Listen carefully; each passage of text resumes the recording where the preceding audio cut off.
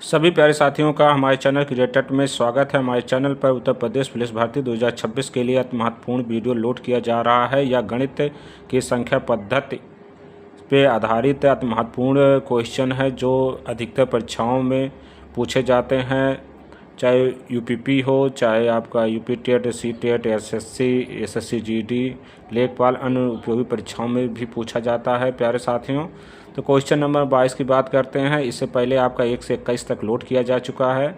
Question number 22 है, 1244 में किस संख्या से भाग दें कि भागफल 138 तथा शेषफल 5 प्राप्त हो। तो हमें पता है कि सूत्र, ये भाग से संबंधित क्वेश्चन है। भाज्य बराबर होता है भाज्य बराबर भाजक गुणे भागफल और धन होता है शेषफल। आपको याद आ गया होगा। तो इसमें 1244 की बात किया जाए, भाज्य है तो यहाँ हम लिख देंगे 1244। और किस संख्या से भाग दें, तो आपका किस संख्या भाग दें का मतलब भाजक ज्ञात करना है। जिस संख्या भाग दिया जाता है उसे भाजक कहते हैं। भागफल 138 दिया गया है और शेषफल की बात किया जाए तो 5 है। अब देखिए प्यारे साथियों, 1244 ऐसे लिख देंगे और 5 इधर प्लस में इधर माइनस कर देंगे। अब इधर हो गया भाजक गुणे 138। अब इसको घटा देंगे, आ जाएगा आपका 1239। 44 से 5 घटाएंगे तो हो जाएगा 39 बराबर भाजक गुणे 138। अब इसको हम इधर कर देते हैं, भाजक गुणे 138 बराबर हो जाएगा 1239। अब देखिए भाज्य बराबर हो जाएगा आपका भाजक बराबर 1239 इधर है और ये जाएगा इधर बटे में हो जाएगा आपका 138 बटे में। इसको जब कैंसिल करते हैं तो प्यारे साथियों 9 बार में कैंसिल हो जाएगा, आ जाएगा भाजक 9। तो ऑप्शन आप ए है 10, बी है 9, तो आपका ऑप्शन बी सही हो जाएगा। सी 12 दिया गया, डी 15। तो आपका कहने का अर्थ ये हुआ कि ऑप्शन बी सही है। आप इसको चेक कर सकते हैं। इसके बाद अति महत्वपूर्ण क्वेश्चन है, क्वेश्चन नंबर हम 23 देखेंगे। क्वेश्चन नंबर 23 है, यदि 24 n, 11 से विभाज्य होती है तो n का मान क्या होगा। तो हम सॉल्यूशन देखते हैं किस तरह से हल करना है। ऑप्शन ए है 1, बी है 3 और सी है 4, डी है 9। तो इसमें हम जानते हैं अगर 11 से विभाज्यता का नियम उसमें होता है कि संख्या के सम तथा विषम संख्याओं के योग का अंतर 0 हो या तो 11 से विभाजित हो। कहने का मतलब कोई भी संख्या दिया गया उसके सम स्थान और विषम स्थान के योग का अंतर 0 हो या तो आपका 11 से विभाजित हो। तो इसमें हम जानते हैं ये दिया गया 3 34 n। तो अगर हम विषम की बात करें तो इस 3 हो गया और n हो गया, तो 3 धन n हो जाएगा। और ये सम की बात किया जाए सिर्फ 4 है। तो अगर इसमें देखिए, अगर इसको हम हल करते हैं, अगर हम n के स्थान पे 1 रख दें तो 0 हो जाएगा। उसमें यही है नियम में कि उनके सम और विषम अंकों के योग का अंतर 0 हो या तो 11 से विभाजित हो। तो 0 हो या 11 से विभाजित हो, ये विभाजिता का नियम है, विभाजित हो। तो हम इसको 0 करने के लिए n के स्थान पे 1 रख देते हैं। तो 3 धन 1 माइनस 4 हो जाएगा। 3 में 1 जोड़ 4 माइनस 4 आ गया 0।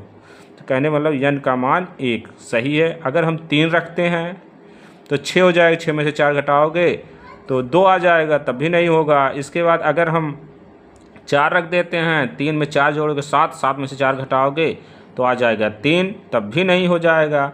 इसके बाद 9 रखोगे, 3 12, 12 में से 4 घटाओगे तो आ जाएगा 8, तब भी विभाजित नहीं होगा। तो ऑप्शन आप एकदम सही है। विभाजिता का नियम आपको हमारे चैनल पे लोड किया जा चुका है, आप उसको ज़रूर देखें। बहुत अच्छा समझाया गया है प्यारे साथियों। एक बार देख लेंगे तो आपका कोई भी क्वेश्चन गलत नहीं होगा। जितने भी क्वेश्चन आपको हल कराया जा रहा है इससे संबंधित नियम और महत्वपूर्ण बिंदु को बताया जा चुका है, हमारे चैनल पर लोड है। प्यारे साथियों, एक बार ज़रूर देखें। इसके बाद क्वेश्चन नंबर 24 की बात करते हैं। यदि संख्या इसमें दिया गया है 6, 8, 7 x 2, 9, 9 से विभाजित है तो संख्या, तो 2x का मान ज्ञात कीजिए। 9 से विभाजिता का नियम बहुत इजी है, आप आसानी से समझ सकते हैं। का इसमें होता है कि अंकों का योग अगर 9 से विभाजित है तो वह संख्या भी पूर्णतः विभाजित होगी। तो हम सॉल्यूशन देखते हैं किस तरह से हल करना है। इसमें ऑप्शन आपका देख सकते हैं। ए 4 है, बी 8 है, सी 2 है, डी 3 है। तो इसका सॉल्यूशन पे हम देखते हैं। इसमें अंकों का योग 6 धन 8 धन 7 धन x धन 2 धन 9।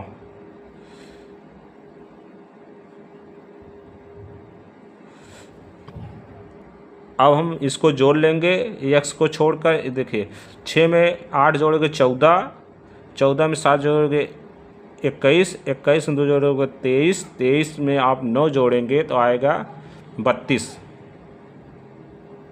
Plus x। अब हम देखते हैं 9 से हमें विभाज करना है। तो अगर 32 तो होगा नहीं, तो अगर x के स्थान पर हम अगर पहला ऑप्शन, पहले इसमें देखते हैं, पहला ऑप्शन 4 रखते हैं। 4 रख देंगे तो 32 में 4 जोड़ेंगे 36, तो हो जाएगा 36 क्या होगा 9 से 9 चौक 36 विभाजित हो जाएगा। तो कहने का मतलब यहाँ ऑप्शन ए सही है। अगर हम 8 को चेक करते हैं, 8 रखते हैं तो 40 हो जाएगा। तो 9 से अगर 40 को विभाजित करेंगे तो 9 से 40 विभाजित नहीं होगा। अगर हम 2 रखते हैं तो 32 में 2 34 हो जाएगा। 34 में आप अगर 9 से भाग करेंगे तो विभाजित नहीं होगा। 3 रखते हैं तो 35 होगा, 35 भी 9 से विभाजित नहीं होगा। तो कहने का मतलब ये हुआ कि x के स्थान पे आपका, x के स्थान पे आपका रख देंगे 4, तो आपका हो जाएगा 36। तो यहाँ x का बराबर आ गया आपका 4, लेकिन हमें पूछा जा रहा है 2x, तो 2x बराबर हो जाएगा 2 गुणे 4 बराबर 8। तो आपका आंसर हो जाएगा 8। तो यहाँ ऑप्शन बी सही है। आप इस तरह गलती नहीं करेंगे, पहले पूरा क्वेश्चन हल कर लेंगे। ये इस तरह बताया जा रहा है कि लोग जल्दी में क्या करते हैं कि पूरा क्वेश्चन हल करने के बजाय आधे पे ही टिक मार देते हैं, तो गलत हो जाता है। इसमें आपका हो जाएगा बी, ए नहीं है। तो प्यारे साथियों, आप समझ सकते हैं किस तरह हल करना है। बहुत अच्छा क्वेश्चन था। क्वेश्चन नंबर 25 की बात करते हैं। संख्या दिया गया है 426 के पावर 45 में इकाई का अंक, तो इसमें आपको इकाई का अंक ज्ञात करना है। तो इसमें हम बताए थे, आपको बहुत आसान बताए थे। अगर 0 है और 1 है, 5 है, 6 है,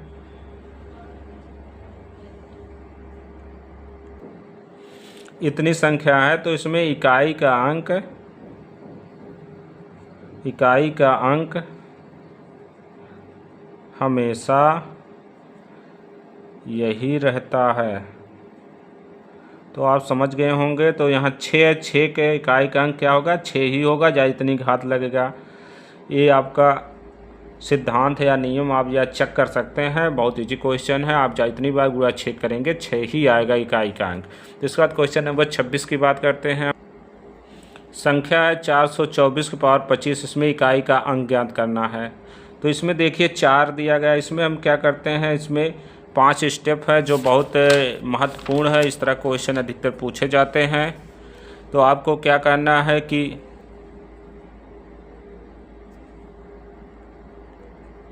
पहला स्टेप ये है कि घात में 1 कम करना है। तो 25 में से 1 कम कर देंगे तो आएगा 24।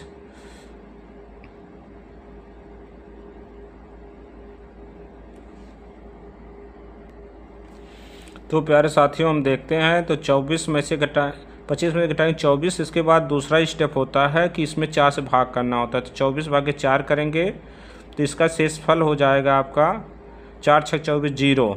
इसके बाद तीसरा होता है 0 में 1 जोड़ना होता है, तो आएगा घात 1।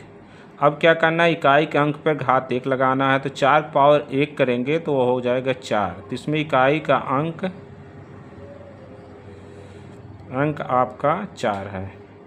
तो 4 ऑप्शन ए सही हो जाएगा। इस तरह से आप आसानी से समझ सकते हैं। इसके बाद क्वेश्चन नंबर 27 अति महत्वपूर्ण है। इसके बाद 27 की बात, भेड़ तथा गड़ेड़ियों के एक समूह में 16 पैर हैं जो सिर की संख्या से 10 अधिक है, तो इसमें भेड़ों की संख्या है। तो ऑप्शन ए है 2, बी है 8, सी है 10, डी है 15। इसको हल करना है तो हम हल करना बताएंगे कैसे हल करना है। बहुत आसान होता है। इसका एक सूत्र होता है बहुत इम्पोर्टेंट। इसमें लिखेंगे 4 पैरों वाले जानवरों की संख्या बराबर हो जाती है। सूत्र पैरों की संख्या बटे 2 माइनस सिर की संख्या। तो इससे हम हल करेंगे। पैरों की संख्या दिया गया है 16 बटे 2। सिर की संख्या की बात किया जाए तो दिया है 10। इसको हम ध्यान से एक बार और देखते हैं। इसमें दिया है भेड़ तथा गड़ेड़ियों के एक समूह में 16 पैर हैं, तो पैर आपका तो 16 हो गया,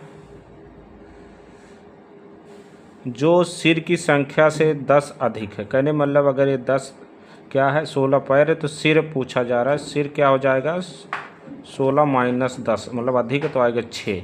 तो सिरों की संख्या हो गई आपकी 6। तो सूत्र है 4 पैरों वाले जानवरों की संख्या बराबर पैरों की संख्या बटे 2 माइनस सिर की संख्या। तो पैरों की संख्या 16 बटे 2 सूत्र में 2 हो जाएगा, माइनस सिर की संख्या है 6, तो यहाँ हो जाएगा आपका 6। अब 2 से 16 कैंसिल करेंगे आएगा 8, माइनस हो जाएगा 6 बराबर आएगा 2 आंसर।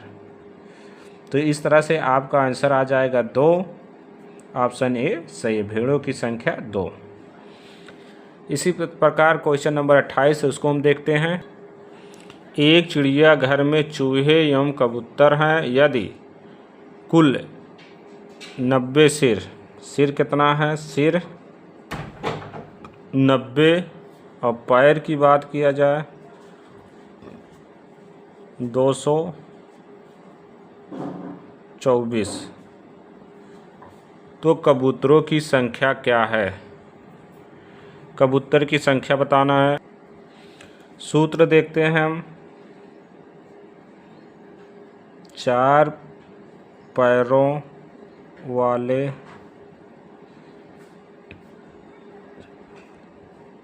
जानवरों की संख्या बराबर हो जाएगा पैरों की संख्या बटे 2 माइनस सिर की संख्या। तो पैरों की संख्या दिया गया है 224 और बटे 2 हो जाएगा, सिर है 90। इसको कैंसिल कर देंगे, 2 1 के 2, 2 1 के 2 और 2 दूनी 4 माइनस 90।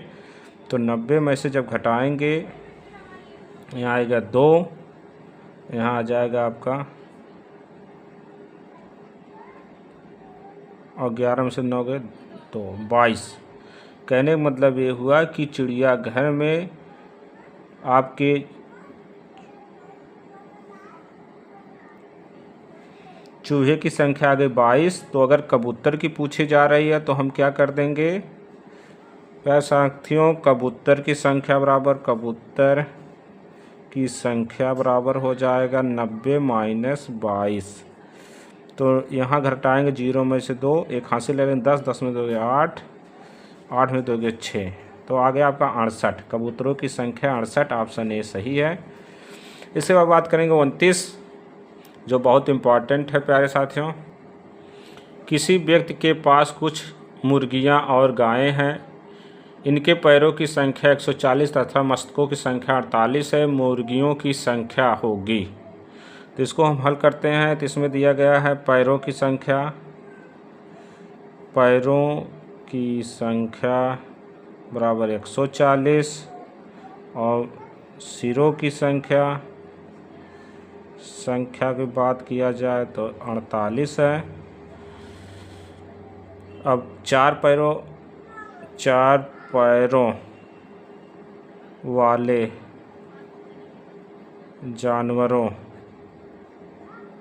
की संख्या बराबर हो जाएगा पैरों की संख्या बटे 2 माइनस सिरों की संख्या। बहुत इम्पॉर्टेंट सूत्र है। इसी एक सूत्र से आपको एक क्वेश्चन ज़रूर मिलेगा। पैरों की संख्या आपकी हो गई 140 बटे 2, सिरों की संख्या 48। इससे हम कैंसिल कर देंगे, आएगा 70 माइनस 48। तो इसमें घटा लेंगे तो आपका आ जाएगा 0 में से 8 गए 2, आ जाएगा 2 22। इसके बाद अगर बात किया जाए एक किसका आ गया 4 पैरों, 4 पैर मतलब गाय की संख्या बराबर। इसके बाद हम मुर्गी की संख्या की बात करें, मुर्गियों की संख्या